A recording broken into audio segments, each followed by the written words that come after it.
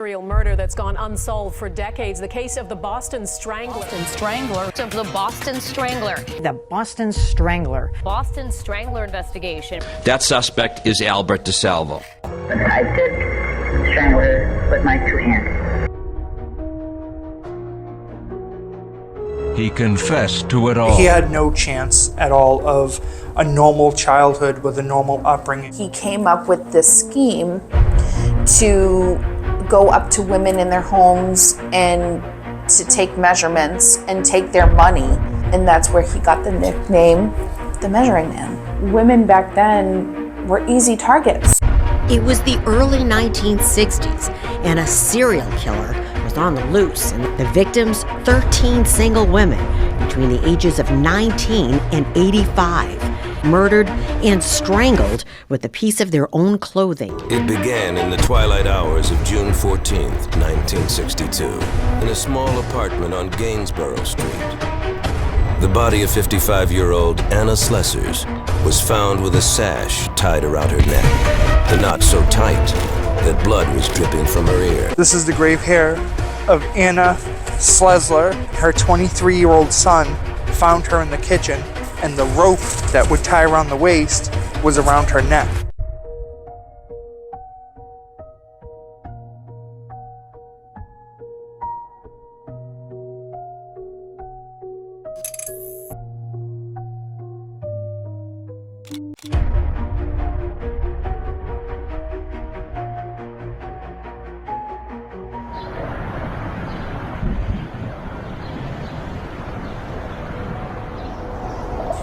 So Albert DeSalvo was born in Chelsea, and fun fact, I was born in Chelsea, born and raised. It's interesting, we heard about him growing up a lot. You know, you always knew the name the Boston Strangler. However, I did go to school, primarily my brother went to school with his relative. Everybody seems to have a story that you know from Chelsea of knowing the Boston Strangler. Somebody has ties. Oh, he lived next door to me. Oh, he bumped into my grandmother. Oh. Wow. And mine is, my grandmother lived upstairs from him, and she used to come down the stairs, and his thing was to jump out and scare people or grab women's feet or make noises. He would bark in the hallways. He was a disturbed child, you know, especially with his upbringing.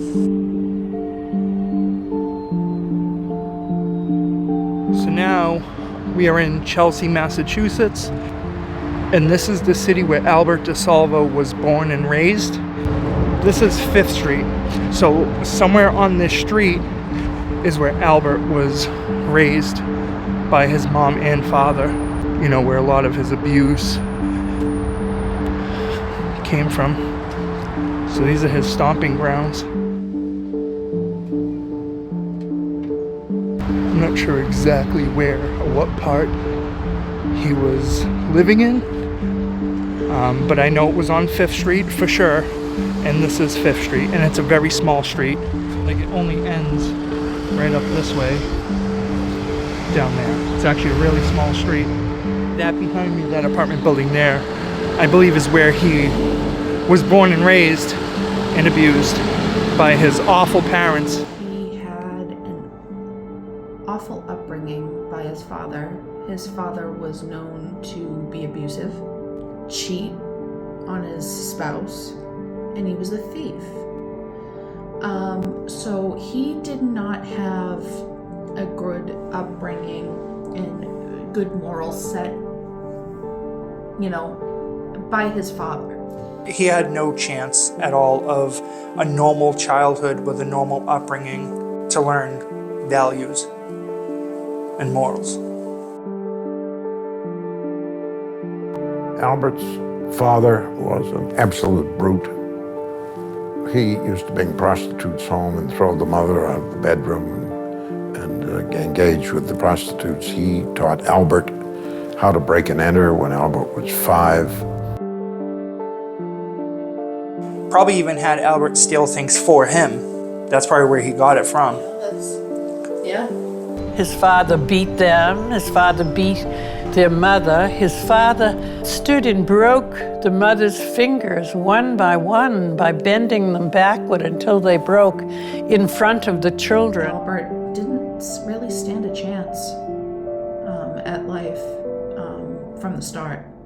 Yeah, so being from Chelsea, it's crazy. It seems, it's old tale of the city.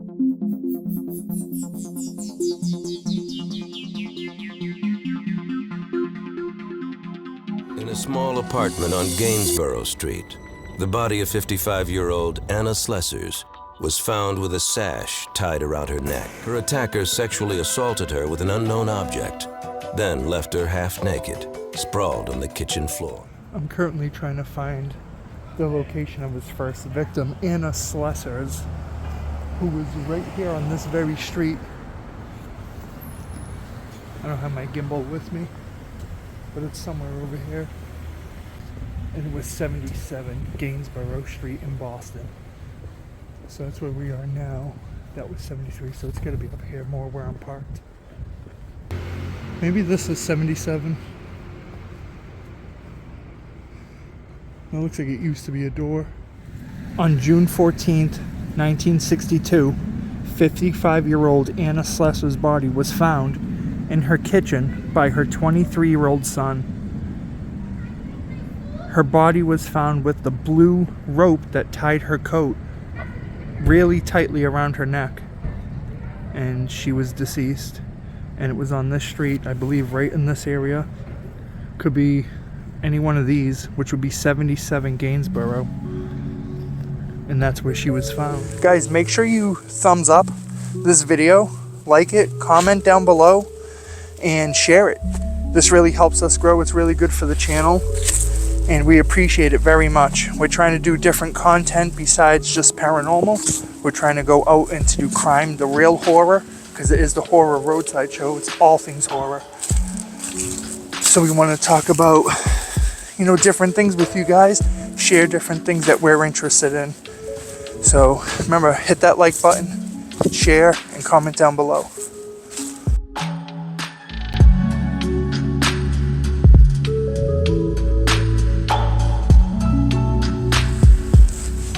I was never a fan of having to find graves. You always try to look for like a marker, something in the photo that stands out.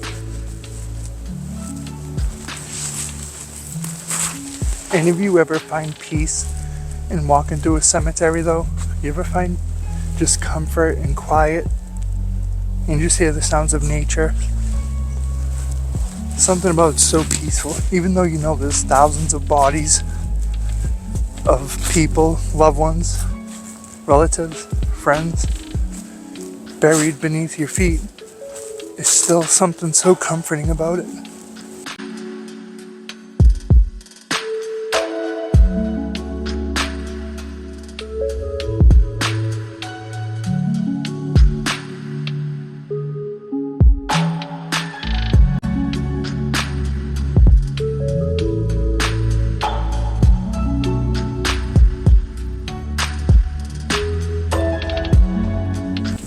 This is the grave here of Anna Slessor.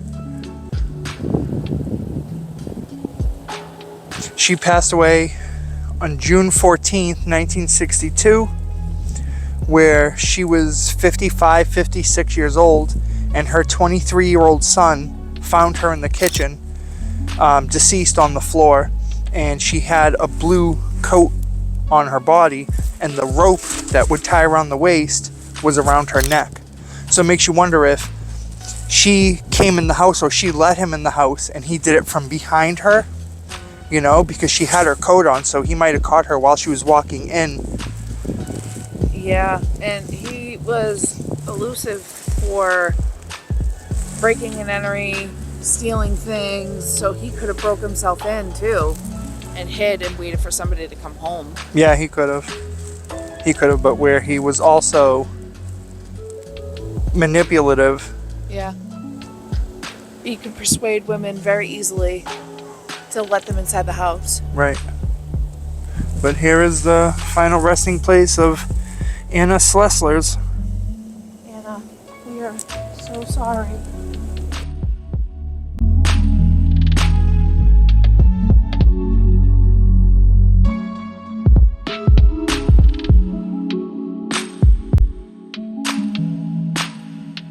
That was the first victim of the Boston Strangler. In 1946, Albert stole a car and was sent back to that Lyman school and was released in 1947. It seemed like he wanted to better his life and make better decisions. He enlisted in the Army and then became a boxer. So it seemed like he wanted to get on the right path from doing what he was doing, you know, in his younger years. Boston, 1960. Albert DeSalvo has already been arrested several times for breaking and entering and for the alleged assault of a 9-year-old girl. Now his voracious sexual appetite would see him embark on a peculiar new crime spree. DeSalvo's tough upbringing and his time in reform school and the army had left him with the skills of a master con man. That's when he came up with this scheme to go up to women in their homes and to take measurements and take their money, only to promise them the first prize of whoever kissed him first. And I think that's where he got his high or his fascination with groping women, and that's where he got the nickname, the Measuring Man.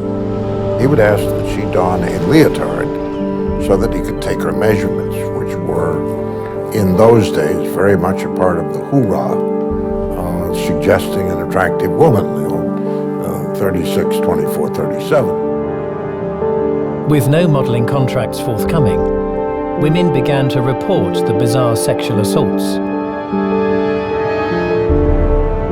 The police dubbed the phantom agent the Measuring Man. It was a totally different time back then. Totally different time. Because it's hard to break your mindset for what you know now. It's like you can't put yourself... You can't put yourself in their shoes. No. It's too far of a time period. It's just yeah.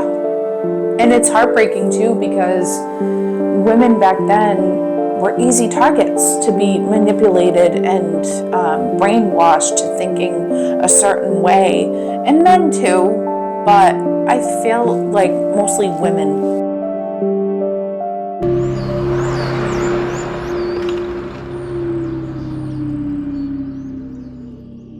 And then a third woman in July. But she wasn't in Boston. She was up on the North Shore.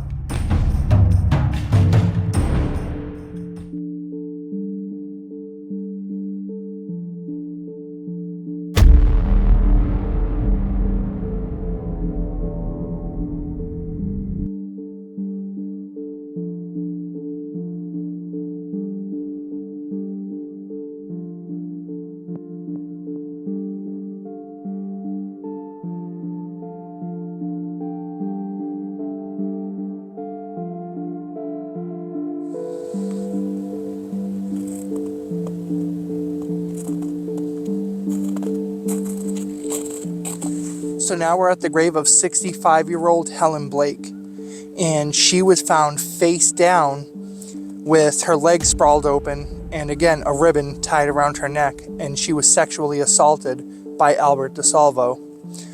This is where she is buried, but these aren't her graves. This is actually family members. She's probably interred right here somewhere underneath.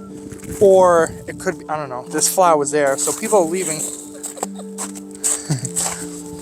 leaving flowers.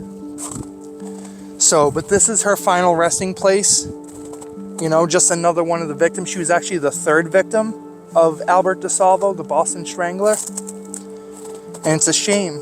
We wanted to go to every single grave of all the victims, but there's so many. I think there's 13 of them. Yeah. So there's so many. We're picking a few just to go to. And this just happens to be one that's a little closer to home for us, so we went to this one. Senseless and disgusting. And I hope they're resting peacefully, for sure. Definitely hope they're resting peacefully. But this is the grave right now of Joseph Blake. Yeah, that one says Joseph Blake. I know it's hard to see, but that one says Joseph Blake. And this one's, oh, that one says Joseph. They both say Joseph. Yeah, this one says born December 22nd, 1818, and died July 21st, 1883.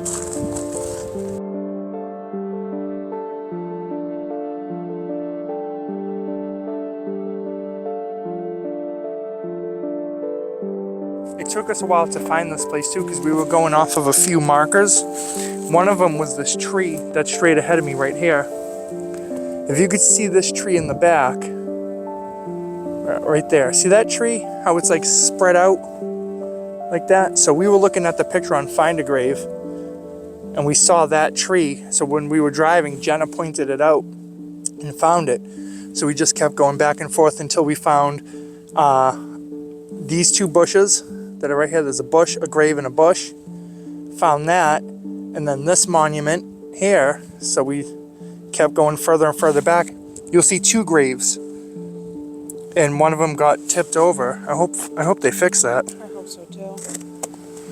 But yeah, so this is the final resting place of Helen Blake, whose life was taken away at only 65 years old in July of 1962. There we go. So yeah, this is Woburn, Massachusetts. She was living in Lynn, Massachusetts at the time of the murder.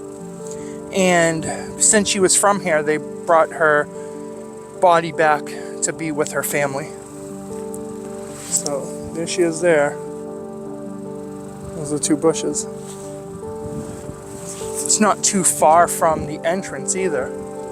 The entrance is actually right down this way. So you would come in and come around this way. It's not far at all.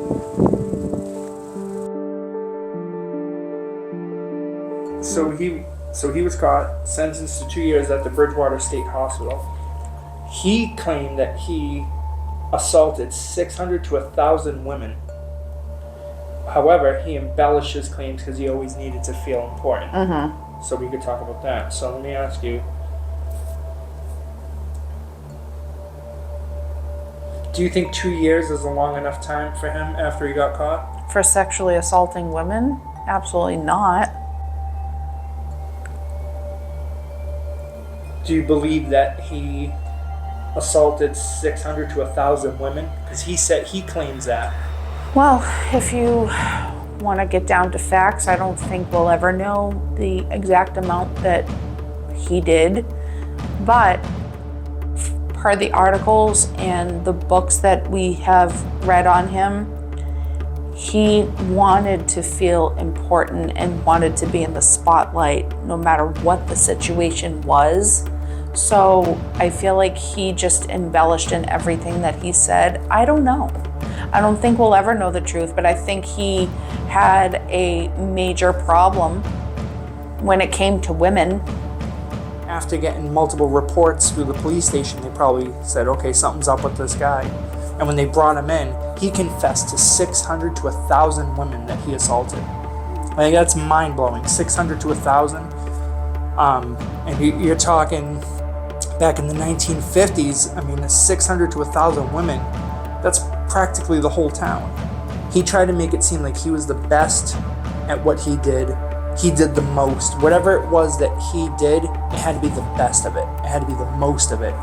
So he embellished and bragged a lot. He was standing in the rear of the store. I recognized him from the picture, and I asked him his name. He said it was DeSalvo, and I put the cuffs on him.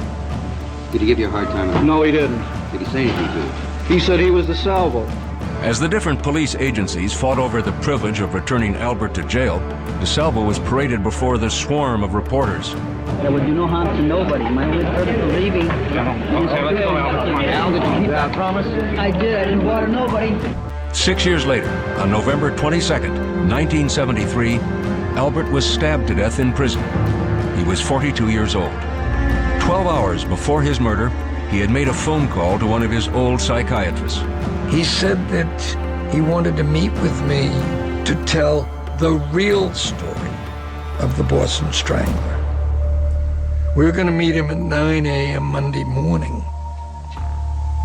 He was killed at 2 a.m. that morning. My belief was that he was going to say how he got into this here, that he wasn't the Boston Strangler, who put him up to it, and name names. That was one theory. There were others. Albert was selling speed in the prison, and he'd been warned, don't do that. And Albert didn't take orders from anybody, and this time they killed him. He was killed over 2 pounds of institution bacon. He was supposed to give a pound to someone else and didn't. 19-year-old Mary Sullivan had just moved into the apartment building behind me just days before she was murdered. She's long been considered the Boston Strangler's last victim, and there was also DNA evidence found here, and that evidence may solve her murder 5 decades later. Between June 1962 and January 1964, 11 women ranging in age from 19 to 85 were found brutally murdered in their homes, many of them sexually assaulted. Later that year, 33-year-old Albert DeSalvo, already in prison for robbery and sexual assault, confessed to the murders. I did strangle her with my 2 hands.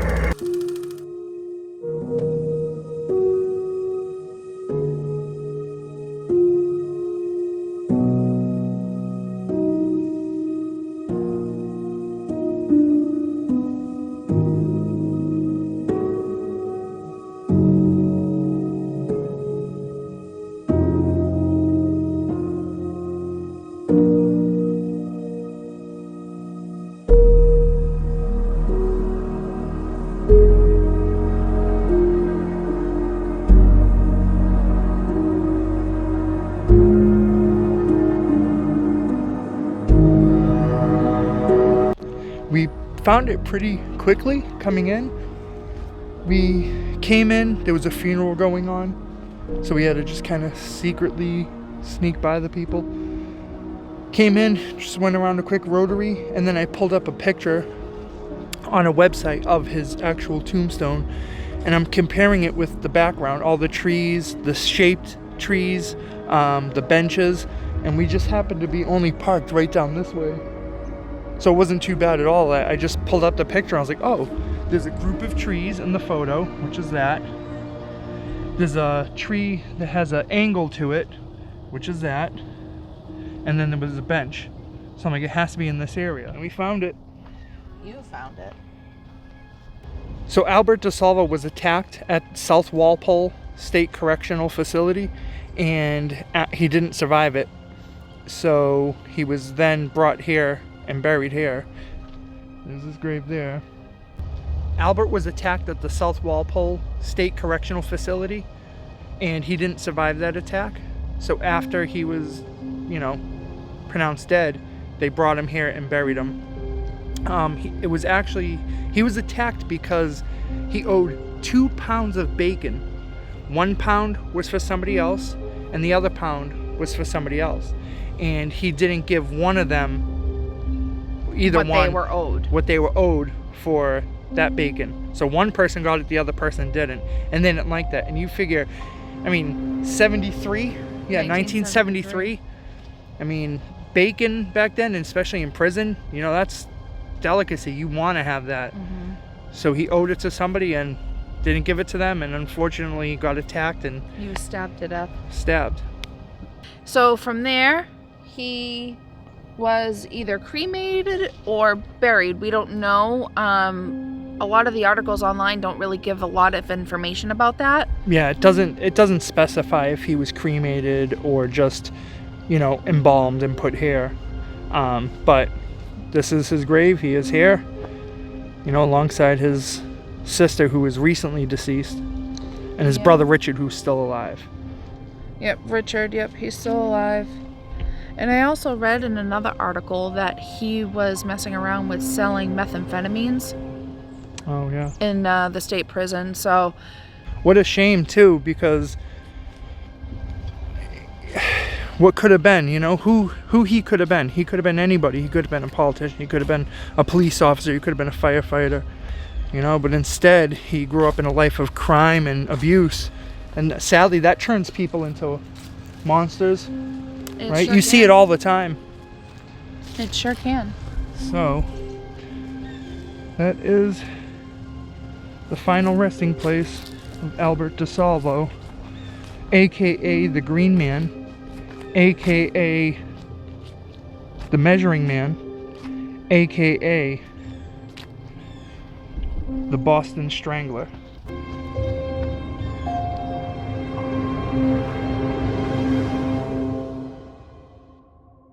Now, in most people's eyes, Albert DeSalvo has been known as the Boston Strangler, but without direct evidence linking him, questions and legitimate questions have lingered about that perpetrator. But one piece of physical evidence remains. In 1964, police found semen on a blanket where Mary Sullivan's body lay. DNA evidence was undreamt of in the 1960s. But even then, investigators believed that the killer had left biological evidence at the crime scene. Police secretly followed DeSalvo's nephew and grabbed a water bottle he'd thrown away. From that, a DNA match was made for the first time, confirming Albert DeSalvo as Sullivan's killer with 99.9% certainty.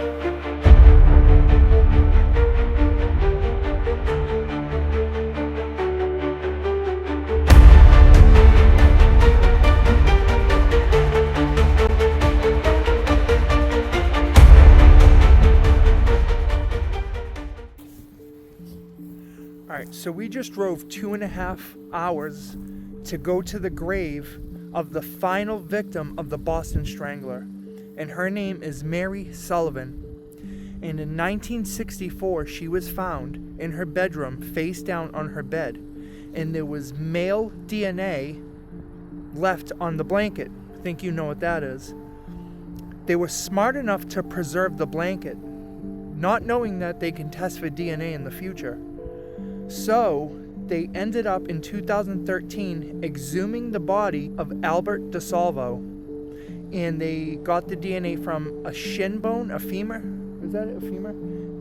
So they got DNA from his femur and 3 of his teeth, and it matched 99.9% his DNA. So I think that goes without saying that Albert DeSalvo is and was the Boston Strangler. And this is the grave right here of Mary Sullivan, his last victim.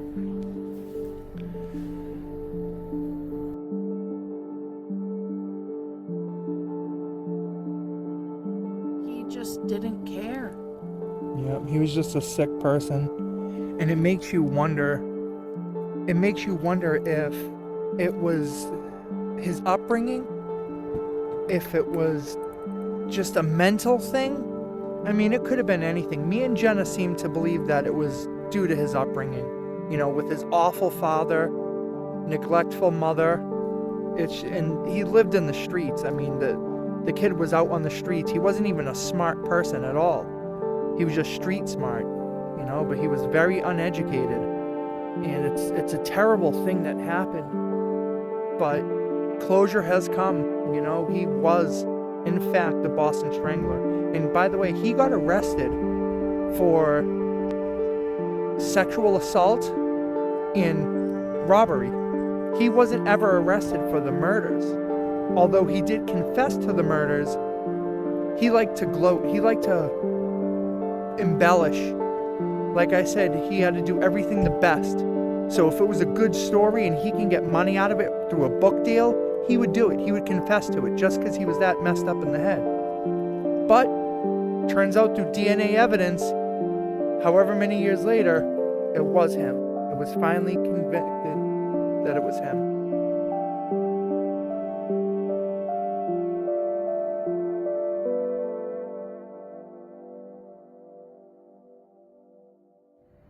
I'm so sorry. Your life was cut short.